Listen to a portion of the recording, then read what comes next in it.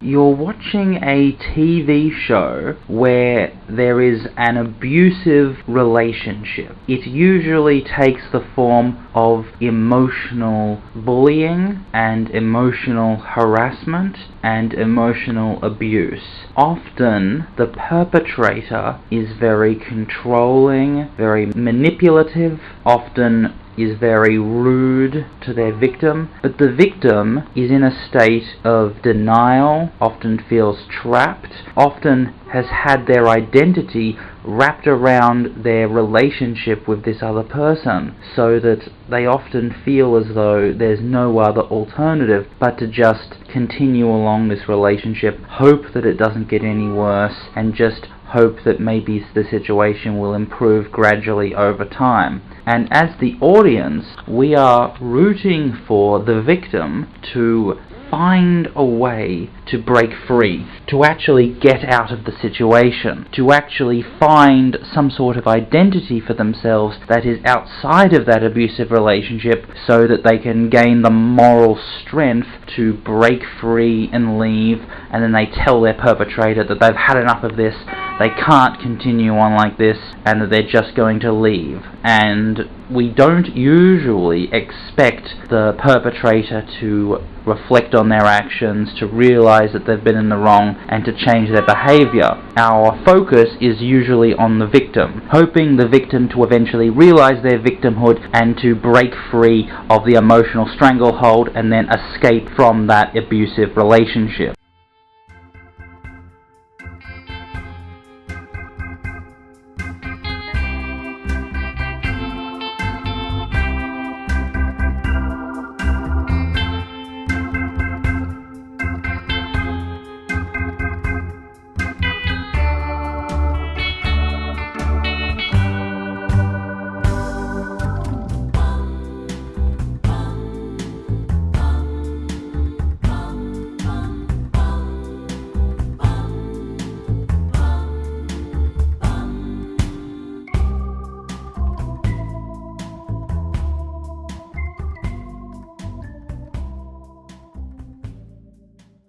The perpetrator is usually a really bad person. They're usually nasty and rude, often violent, never complimenting, never positive, always assuming that something is going wrong. They haven't done anything wrong, so it's obviously the victim's fault for why something has gone wrong. The victim, on the other hand, is always assuming that unless everything is perfect, then they are going to get abused by the perpetrator, and so they feel an endless pressure to get everything done exactly right all the time, and they're constantly paranoid and worried that if even something goes wrong, or if they fail a particular mission, then they're going to be the recipients of a lot of abuse. And so nothing is worse than failure. Even moderate success isn't tolerable, and only perfection will be acceptable. And so they're constantly assuming that they're not good enough, that nothing is going to be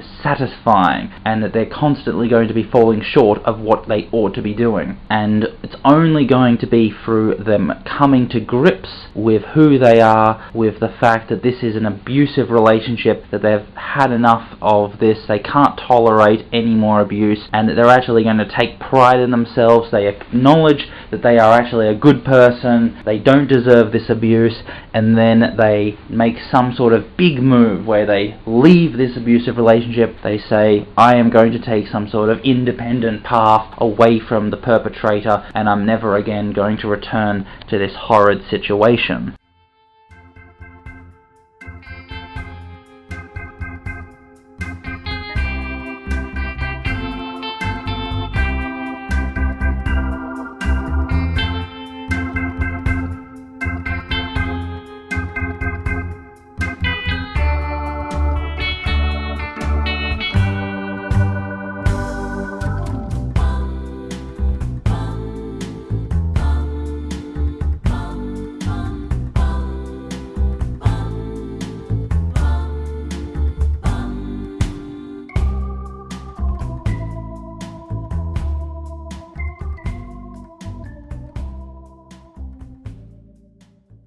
One of the recurring themes in Transformers is to actually show abusive relationships, sometimes literal, sometimes symbolic and metaphorical, within the bad guys, either the Decepticons or the Predacons. And it often takes on very similar characteristics, it often looks rather similar from the outside, but the full way that it takes place, the way that the abuse goes on, the way that the victim responds, all is very unique. So while there's obviously a pattern at play, while obviously there's a lot of similarities, the overall thrust is very unique and individual. And so while we can have a look at these individual cases and point out why they're similar, we obviously must be very clear that they are also very different, and they can't just be lumped together in a very haphazard and disorganized and unnuanced way.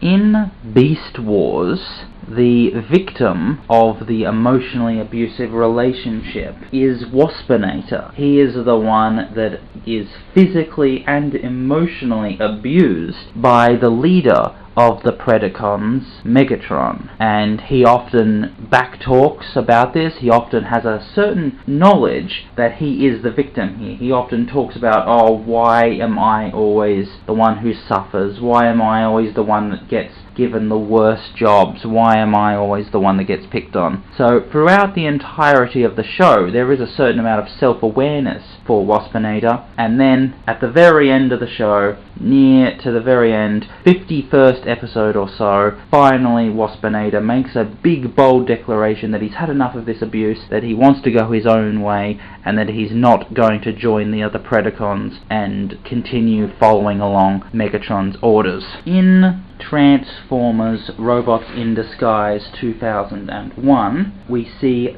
Skybite, the victim of similar emotional abuse from Megatron, the leader of the Predacons. No matter how well or badly Skybite goes in certain missions, he's always emotionally and verbally abused by Megatron. He never feels as though he's actually receiving any compliments. He often dreams about one day in the distant future when he might actually get complimented by Megatron, and he has very simple goals. He just wants to feel as though he's being appreciated for all the work he's doing, but he doesn't, ever, by Megatron, and he constantly feels this inadequacy in his emotional well-being. But right up until the very last episode of the show, Skybite does not make a move where he breaks free of Megatron and actually discovers his own independent path. In the final battle, Skybite is still fighting along Megatron, but then when Megatron is defeated, Skybite is not captured like the others and brought home to Cybertron. Instead, he stays on Earth as his own independent person. So he does get a happy ending, but he never actually makes that move to break free of this emotionally abusive relationship.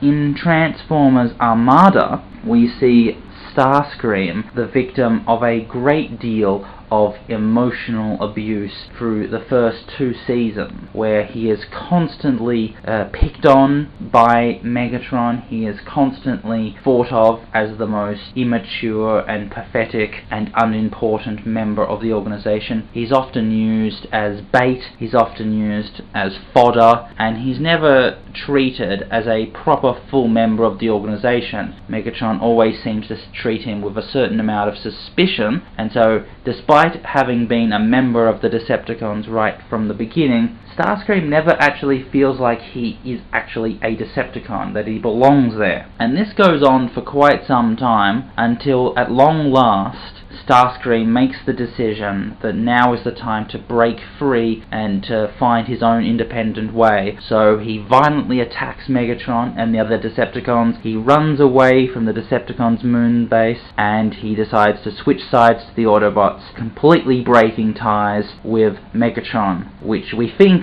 is a great success because, thankfully, Starscream, of all people, has broken free of this emotional abuse. But then, just a few episodes later, Starscream switches back to the Decepticons, that he's lured back, that he's convinced by Thrust that going back will be the right thing to do, that he will actually be able to find salvation there, back in the Decepticons. So Starscream returns to an emotionally abusive relationship. And then in Transformers Prime, we see Starscream again being the victim of an emotionally abusive relationship, again at the hands of Megatron, again within the Decepticons. This time, Starscream is far less a sympathizable character because he is actually much more malevolent and much more sly. He has much more of an agenda of power, so Starscream is not the most sympathizable of victims, and yet still he is a victim of an emotionally abusive relationship, and the Megatron in Prime is far more openly violent and cruel and nasty than the Megatron in Armada. So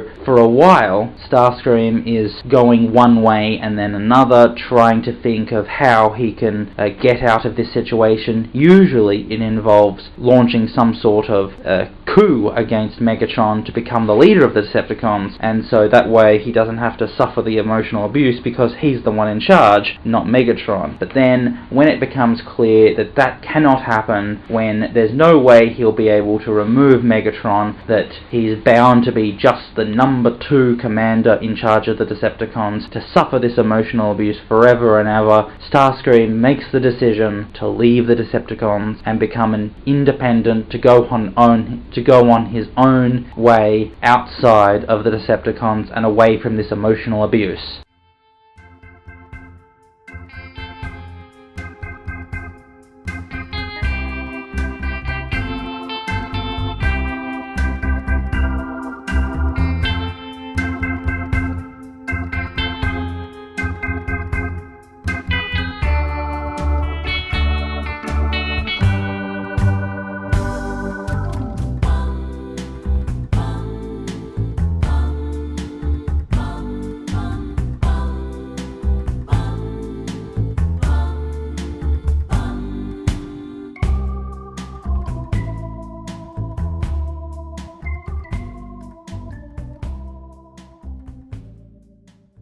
So with these examples that I've cited, it's clear that there is certain amounts of familiarity and commonality between the different examples of emotionally abusive relationships. The one who is committing these emotionally abusive relationships repeatedly is Megatron, because he is the leader of the bad guys. He is the one with the least amount of emotionality, the least amount of ability to actually sympathize and empathize with his subordinates and actually bring them along on an emotional journey. Typically, Megatron is a very nasty and bitter and aggressive person, which is why he's the one who is actually causing the emotional abuse. And so then it's just a matter of which one of his subordinates he is most emotionally abusive to, who becomes the victim of this and has to go through the emotional abuse of bullying and of deception and all the other forms of emotional abuse you would typically see in